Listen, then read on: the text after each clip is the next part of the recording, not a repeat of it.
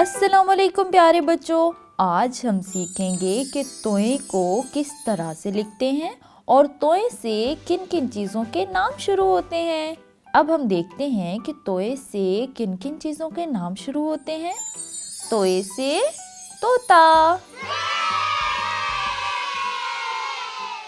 अब हम तोए को लिखना सीखते हैं। तो प्यारे बच्चों, आपको अपनी किताब पे कुछ नुक्ते लगे हुए नज़र आ रहे हैं। सबसे पहले हमने सबसे ऊपर वाले नुक्ते पे अपनी पेंसिल रखनी है और एक बिल्कुल सीधी लाइन ड्रॉ कर देनी है और फिर यहाँ पे जो नुक्ते लगे हुए हैं इन तमाम नुकात को इस तरह से आपस में मिला देना है। तो ये बन जाएगा तोए। तो प्यारे बच्चों, अब हम एक और तोए की मशक करते हैं।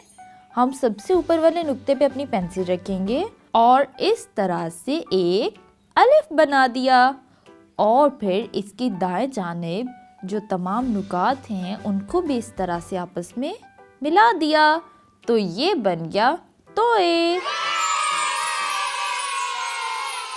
प्यारे बच्चों, अब बाकी तमाम तोए की मशक आप अपनी किताब पे करें और अपनी मामा को दिखाएं। तब तक के लिए अल्लाह हाफिज।